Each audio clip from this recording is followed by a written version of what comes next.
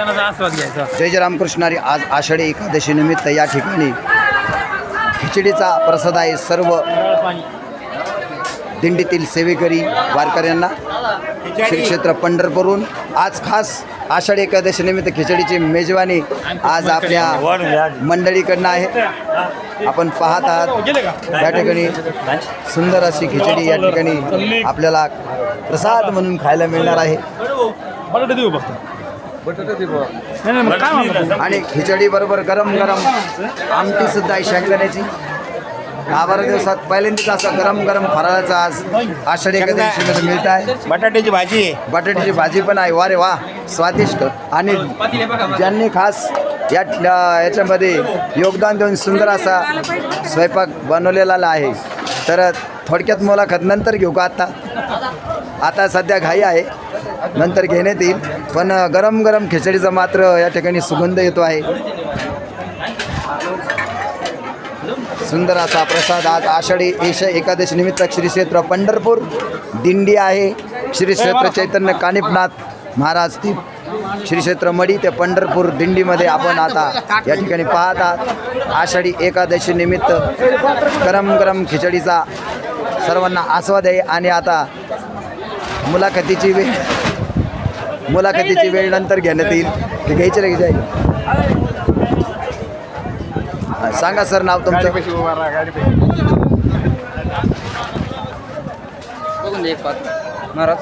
अन्नरथ आहे त्यांचा. या रथामध्ये सर्व साहित्य असतं आणि या साहित्याच्या जोरावर तुम्ही उत्कृष्ट स्वयंपाक बनवता. तर तुम्ही अतिशय छान स्वयंपाक केला आणि आज तर गरम गरम खिचडी. तर संपूर्ण नाव सांगा. राधाकृष्ण रामचंद्र मरकड. रामकृष्ण मरकड या ठिकाणी. रामचंद्र मरकड. हो, वडिलांचं नाव आहे रामकृष्ण. तर तुम्ही गेली 10 दिवस सेवा देता. तर आज खिचडी आणि रोज तुम्ही शिरा, परत भाजी, परत अजून भात, हो नाश्ता, 3 टाईम जवळ तुम्ही गरम गरम जेवण द्यायचं. तर लोकांची काय प्रतिक्रिया, सर्व वारकऱ्यांची प्रतिक्रिया काय आहे?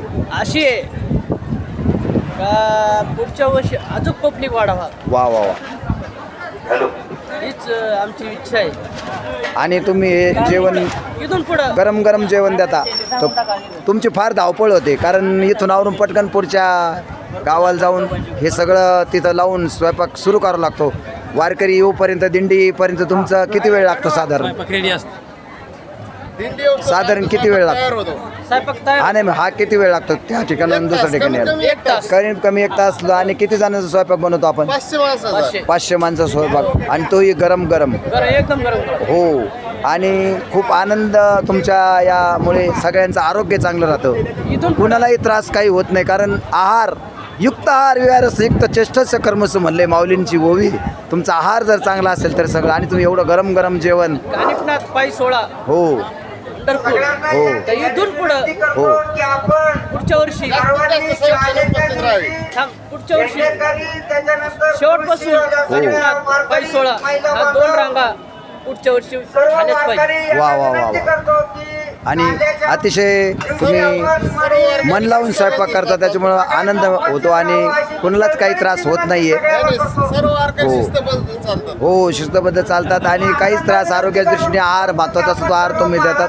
तर तुमचं नाव राहिलं सर, तुमचं नाव सांगा. गणेश गुलाबराव माळी. गणेश गुलाबराव माळी हे सुद्धा स्वयंपाकात खूप मदत करतात आणि संपूर्ण भार स्वयंपाकाचं लक्ष देऊन करतात. आणि गरम गरम जेवण कसं वारकऱ्यांना मिळेल म्हणून घाई सतत करून त्यांना त्यांचं आरोग्य ठेवण्यास मदत होते.